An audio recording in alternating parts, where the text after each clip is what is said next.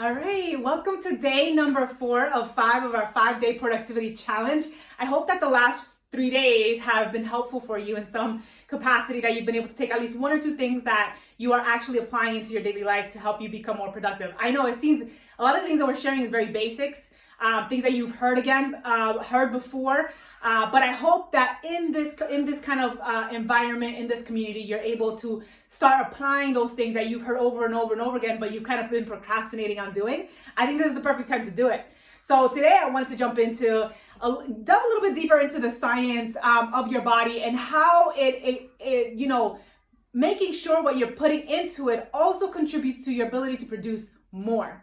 So today I wanted to focus on gut health and why this really matters. And honestly, I don't see a lot of people talking about gut health and mental health and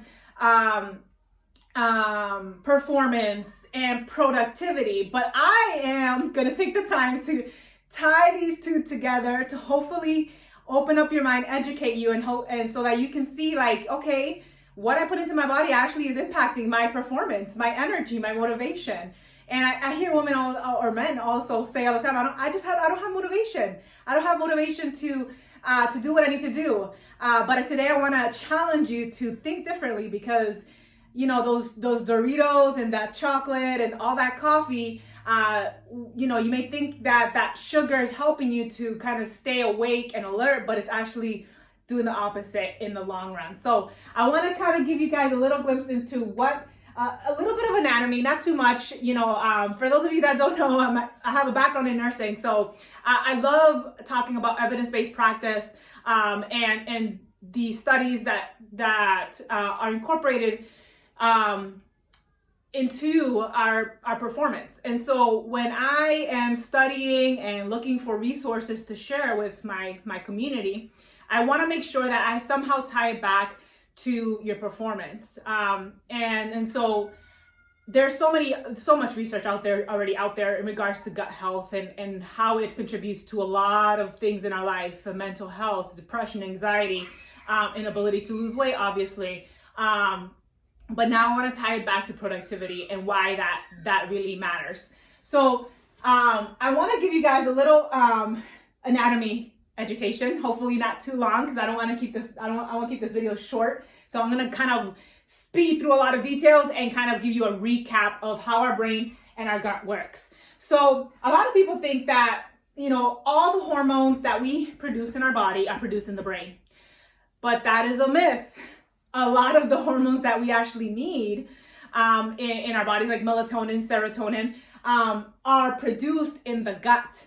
And so a lot of people actually, suffer with insomnia or difficulty sleeping, don't realize that their diet might actually be contributing to that.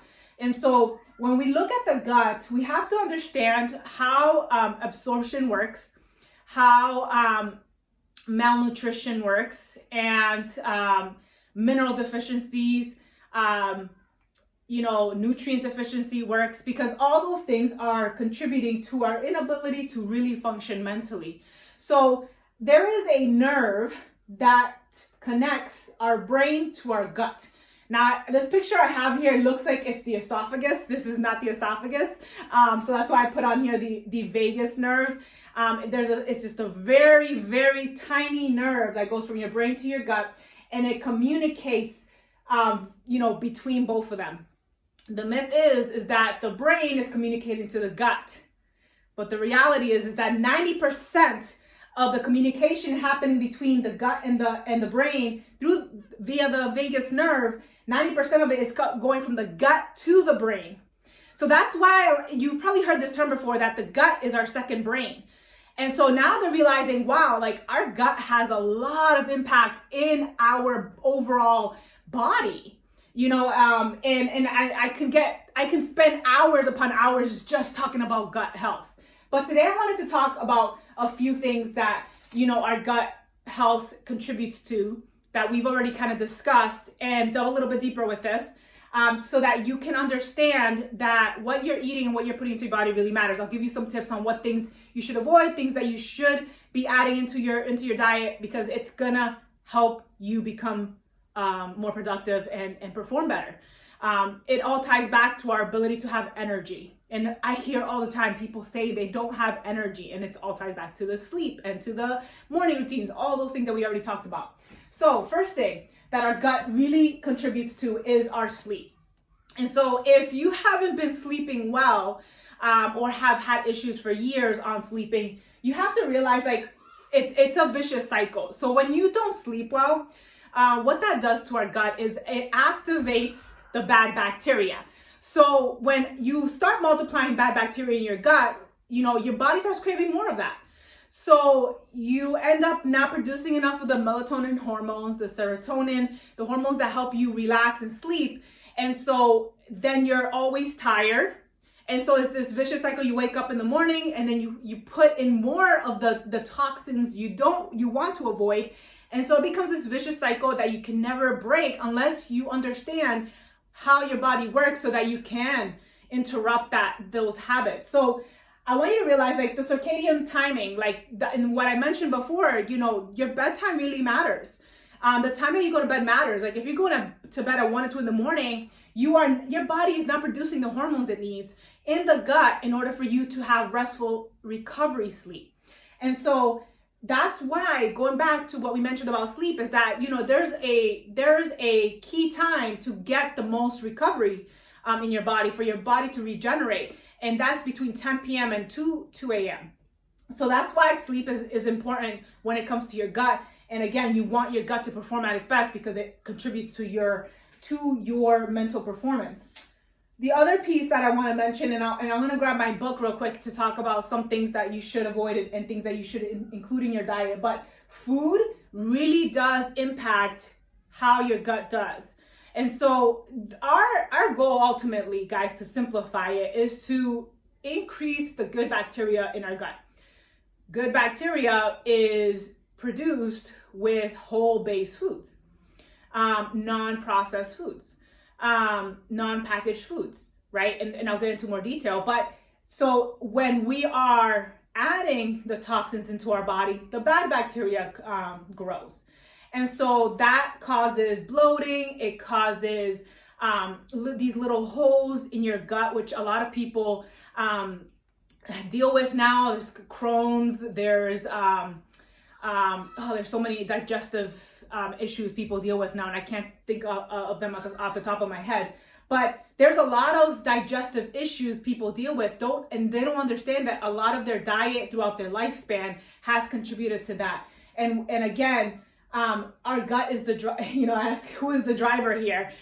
Yes, our brain is driving. We have a lot of things that our brain is contributing to, but our gut is actually driving here in this situation. So we got to understand that what we eat and what we put into our bodies really matters. So I wanted to give you guys kind of an idea of some things that you should avoid and things that you should be including into your nutrition. So when it comes to foods that have a lot of toxins and are affecting your ability to perform, we know most of these, and let me mention a couple of them. First one is agricultural chemicals. Those are pesticides, fungicides, things that many farmers use in farming that we should avoid. Is hence why a lot of people have gone to organics, which is frustrating because I know that organics can be more expensive and a lot of people have a very tight budget when it comes to grocery shopping. But we just got to be hyper aware of where our foods are coming from and how they're treating it. Processed foods, we know that's a given. They have excessive sugars and are shown to feed pathogenic bacteria, which is the bad bacteria in your gut. So the more processed foods you eat, the more and more and more it produces the bad bacteria, which causes those little holes in your gut. Then you start having leaky gut syndrome, which is a whole other training, and you don't want that. Any haphazard or repeated antibiotic use. There's a time for antibiotic use, and there's a time not to have antibiotic use. And unfortunately, as children in our generation, we have been pumped with so much antibiotics, even as children, for every single little thing we can think of. Ear infections all the time. We don't allow children to really go through the process of the ear infection naturally before we go to antibiotics.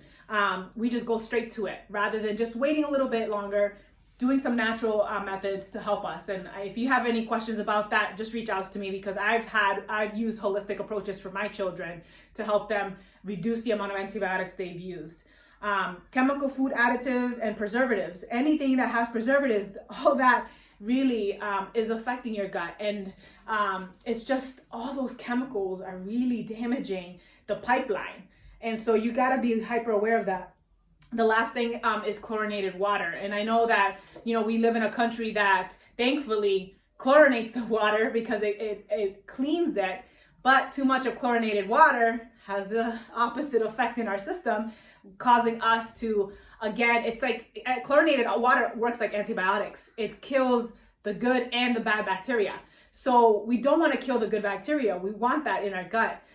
So our gut works like a septic system. We need the good bacteria to keep it running, because if that gut dies, if we put too much detergent and too much hard soaps in our system, the septic system, it kills all the bacteria, and then the bad one starts to multiply even more, and it gets clogged and all this. It's a hot mess, right? So, and you can ask me questions about how to reduce the amount of chlorinated water you get as well. This video is just not going to be long enough for us to delve deeper into this.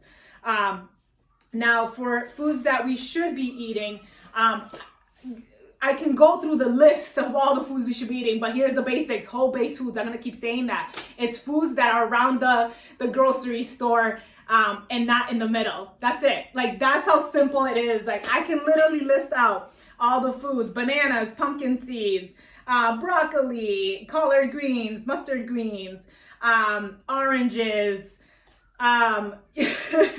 mushrooms, oysters, like all these foods that you can find out in nature. That's what you should be eating. It should not be processed, packaged. Like, you have to actually be able to cut it up, cook it, right? Or eat it fresh, raw. And so it's simple, right? But again, we live in such a fast-paced world that we've kind of forgotten how to eat. And unfortunately, we are reaping the negatives of that. And unfortunately, we see so many people that are struggling with sleep, that are more depressed and anxious than ever. And all those things are related. So the last thing I want to mention is minerals, and why minerals really matter, and what minerals we put in our body. I'm going to focus only on one today, but I want to reiterate that, when it comes to stress management, we never really think about, we think about the environment. Our external world is causing us stress, but we never consider what we're putting into our bodies also causing stress, or the lack of is causing stress. Our bodies are always fighting inflammation. And if depends on what you put in your body, it either adds to the inflammation or reduces the inflammation. And so we have to consider what are we, not just the externals, but, within our bodies. What are we drinking? What are we eating? What are we consuming that's causing more inflammation? Inflammation, it's all over the body. It's in the brain, in our spine, in our gut. And when you're feeling like crap, are you going to produce? No, you're not going to produce. You're going to feel super sluggish. You're going to feel, you're going to have headaches. You're going to be, not have the energy, motivation. There's so many things that happens when our body is not, functioning at its optimum. So this is why I wanted to mention one mineral, which it got erased because I put these stickies on here. One mineral that I think will be beneficial for all of us to really supplement, because, we don't get enough of it. And I wish I had brought my thing that I can show you how I do this. But magnesium, almost everybody is deficient in magnesium. And magnesium is super important because, for many reasons. One, it helps with sleep. It helps reduce inflammation. It helps with the gut health. It reduces soreness. So you'll see, like for my pre-workout, my post-workout smoothies I do, it has magnesium in it because it helps reduce the lactic acid in our muscles so that we are able to, have less time sore. So magnesium is super important. The only thing is, I'm not going to tell you to go buy magnesium tablets because ingesting too much magnesium has an adverse effect, which is loose stools. And we don't want that. We don't want that. So just be aware, be careful. Don't just because I'm telling you, oh, you should increase this mineral. Don't just go buy some minerals and start consuming it. Like, you got to be careful how you consume these certain things and these recommendations I'm giving you, right? And this is why I'm not giving you so many specifics, because I am not a doctor. I'm giving you recommendations. And so the way I also make sure I'm increasing my magnesium levels, again, that also helps with depression, with anxiety. I have a topical spray that I use at night before bed that helps me to relax my muscles, and it helps me to sleep deeper and longer. So it's just again, there's many out there. Just do your research. Make sure that it's good quality ones, not just the cheap ones that you can buy at CVS. Magnesium really does matter. And again, all this, you're like, what does this all have to tie with productivity? I wanted you to give me step-by-steps on how to, master my schedule. This is the foundation first. You have to master your body first. You have to master your ability to perform physically and mentally before I give you additional strategies and tactics on, okay, let's sit down and work on your schedule and how to plan out your day. I know some of you were hungry for that, but I wanted to pause you there because so many, haven't seen it. We don't focus on these pieces because these pieces absolutely matter in your productivity. Hence why I feel like I've been on fire for 6 years. Like, when I say on fire, like, I've been like super focused, super productive, and actually getting results because I have first started with my body and my mind, and then the rest follows. So I challenge you. I know you had a temptation to like just step out of the group and like, this has nothing to do with me. I'm fine. I want strategies, and we will give those to you. So stay tuned for tomorrow's live webinar. But I want you to realize like these things matter. So if you're not taking care of yourself, it's going to really impact your ability to perform. I keep thinking about it. Like, even though we're not all athletes, maybe some of you have been athletes in this group, but I consider like athletes our standard of how we should be living, whether we are competing in something or not. We are competing against ourselves in this world. And so if you want to be able to perform at your best, think, how do athletes train? They go to bed early, they wake up early, they train on their bodies, and they are super meticulous on what they put in their bodies because they're able to perform at their best. Athletes have incredible successful lives. Most of them, not all, depends on how their lifestyle, right? Some of them end up drinking and doing the bad things that you're not supposed to be putting into your body, which affects them negatively, right? But the good ones, the successful ones, are the ones who really dial in their nutrition, their exercise, their mental health, their daily morning and evening routines, because all those things contribute to your ability to perform. So I hope today has been helpful. Sorry, I am long-winded. I hope that this has helped you. I know I kind of did just a vague overview of our brain and our gut, but the idea is that you don't stop here. The idea is that you don't just take the basics and leave it there. My goal is for you to dig deeper, to go a little further in, especially if you feel like this is something that's really calling to you, like, okay, I really do need to start shifting these things that we've mentioned. Then that's where we're going to talk about where do you go from here and how do we start to really shift things no matter what's happening in the world. How do we really shift things in our life, in our goals? And all starts here. So stay tuned, because I hope that you're excited, and hopefully this has kind of sparked additional interest, because we are providing the actual tools and resources that's going to help you to level up your life. So stay tuned. Thank you for joining me today, and I hope that you guys are as excited to go from here to move on even deeper into your personal life goals and becoming even more productive.